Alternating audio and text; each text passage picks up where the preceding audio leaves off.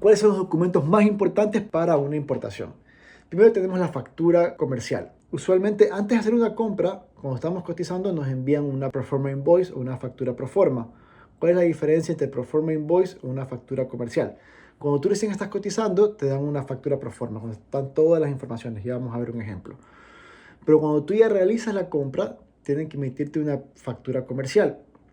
La diferencia es que la factura comercial tiene un valor legal y esta factura es necesaria para el tema de la importación. Tiene que ir sellada, puedes usar un documento formal y tiene un valor legal en el momento de cualquier problema o de cualquier trámite. Tenemos también el packing list, que es un listado detallado de productos y pesos y dimensiones, que la vamos a ver también. Certificado de origen. El certificado de origen es requerido para la deducción de aranceles, para no pagar tanto arancel en el caso de Chile y Ecuador, que tienen tratados de libre comercio firmados con China. Y además, dependiendo del caso, ¿no?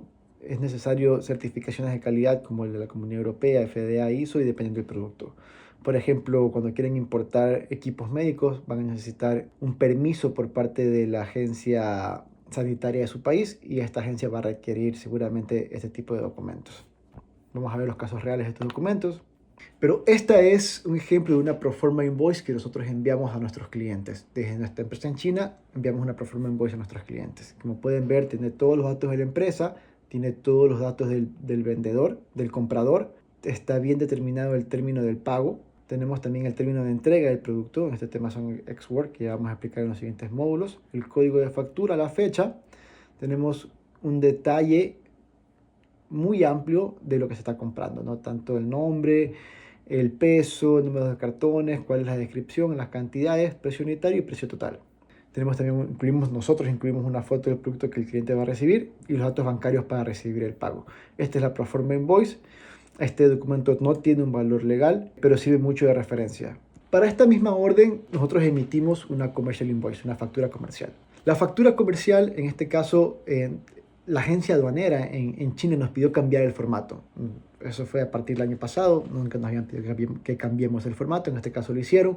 Nos pidieron que cambiemos el formato y que lo hagamos mucho más simple, ¿no? Pongamos datos del vendedor, datos del comprador, nombre del producto, detalle de las cantidades, cómo son las unidades que están detalladas previamente, el precio unitario y el total. Los términos de entrega, por así decirlo, con los income terms, el valor total y la firma del responsable. Así de sencillo nos pidieron en China, así que en este caso el que vieron primero es la proforma invoice o la factura proforma y esta fue la commercial invoice o la factura comercial para esta orden. Estos son los datos que debe tener la factura, ¿no?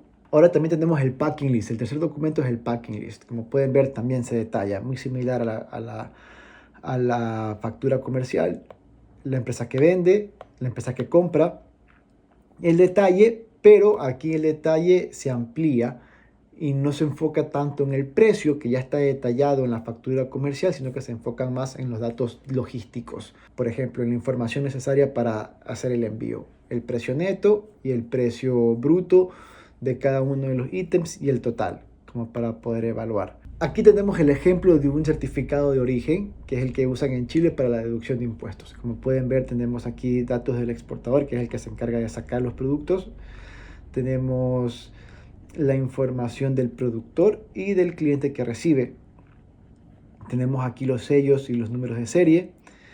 Además, contamos con un detalle más resumido de lo que se está vendiendo o del ítem que se está transaccionando. Como pueden ver, aquí tenemos el código armonizado que vamos a explicar en los siguientes módulos qué es y cómo verlo.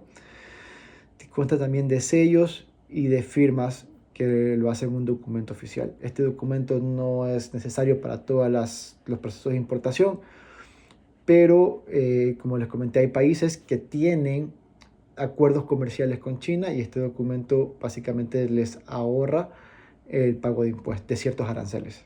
Y por último tenemos el Bill of Lading, que es un documento que emite la empresa de logística que está llevando. En este documento la empresa de logística o el que se encarga del flete también hace un recuento de lo que se está llevando en peso, en cantidades, en cartones. Quiénes son los que están enviando, los que están recibiendo, los que están comprando, los que están produciendo y un detalle de las fechas. La idea es que la información mostrada en estos documentos coincida. Entonces, la agencia aduanera de cada país recibe estos documentos, hace un análisis de la información y si hay una discordancia en la información de estos documentos, van a ser problemas. Entonces, la idea es que estos documentos, que revisen la información de todos estos documentos y que esta información coincida entre sí para evitar problemas. Verificación y corrección de la información de los documentos que ya mostramos. Primero, revisar los nombres, descripción de cantidades y los valores. Confirmar que los datos del proveedor y del comprador sean los correctos en todos ellos. Como les digo, toda esta información tiene que concordar todos los documentos que estamos mostrando. Ahora, ¿cuáles son las consecuencias de los errores? Primero, demoras en aduanas, porque aduana puede pedir que le envíen de nuevo todos los documentos para revisar que todo esté bien y que no estés defraudando a las aduanas. Puedes incurrir en costos extras como pagar más bodegaje en aduanas en caso de que tu carga se muestre ahí. Puedes pagar multas y sanciones, además de que puedes ser acusado de fraude documental. Tuvimos un caso en Ecuador de un cliente en la provincia de Santa Elena que quería comprar vitaminas para camarones. Ellos pagaron la carga a los chinos enviaron la carga.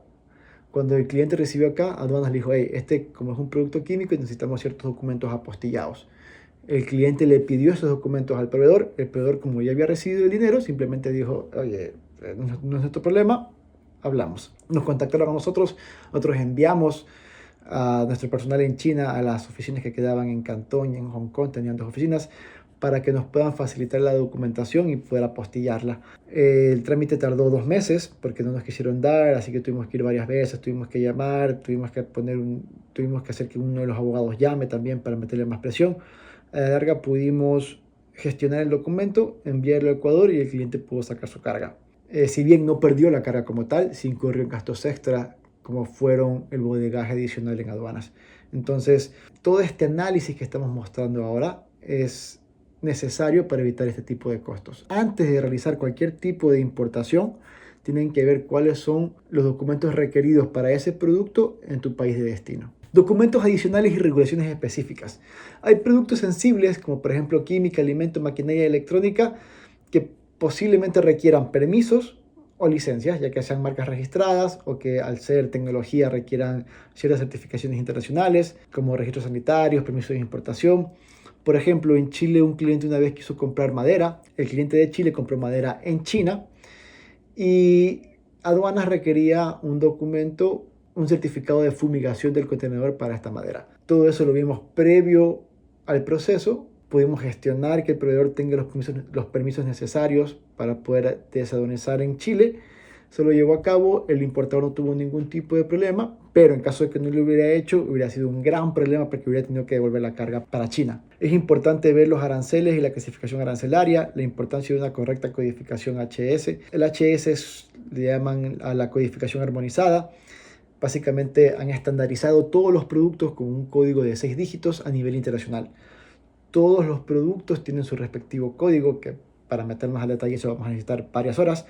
Sin embargo, tienen que quedarse con que todos los productos tienen un código estandarizado. Entonces, lo que tienen que hacer es, con ese código, consultar localmente en su país. Por ejemplo, en la página web de Aduanas de Ecuador pueden consultar si tienen o no tienen restricciones, ya sea de la agencia del ARCSA, si necesitan certificados del MIPRO. Bueno, la idea es ver que lo que ustedes vayan a importar no requiera documentos adicionales y esto lo pueden hacer a través de la codificación HS, de la codificación armonizada, el HS Code. Todas estas normativas van también a requerir ciertos detalles. Por ejemplo, cada país tiene sus propios detalles. Ecuador, por ejemplo, cuando quieren importar neumáticos, tuvimos un cliente que necesitábamos una aprobación del MIPRO y requerían que los neumáticos vengan con ciertos etiquetados, que tenga siempre información, que todas las llantas digan Made in China, que sea de tal tamaño, con tal información. En fin, la idea es que tienen que verificar todo esto para no tener problemas en aduanas. Revisar la normativa local del país de destino. Garantizar la legalidad, las buenas prácticas. Verificar todas las licencias y registros del proveedor en China. Evitar subcontracción o doble facturación. Esto pasa cuando hay una triangulación, por ejemplo, compran en China, facturan en Estados Unidos y reciben en Ecuador. Esta triangulación es legal, tienen que tener cuidado con que los rubros o los valores que tengan en las facturas realmente sean los correctos para evitar problemas en aduana.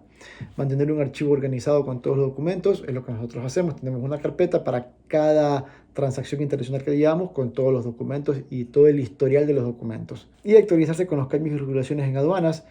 Esto nosotros lo consultamos con al menos 3 agentes aduaneros en cada país. Por ejemplo, si la carga que vamos a llevar es para Ecuador, nosotros consultamos con 3 agentes aduaneros en Ecuador para ver cuál nos da el mejor precio y ver si es que todos coinciden en la asesoría.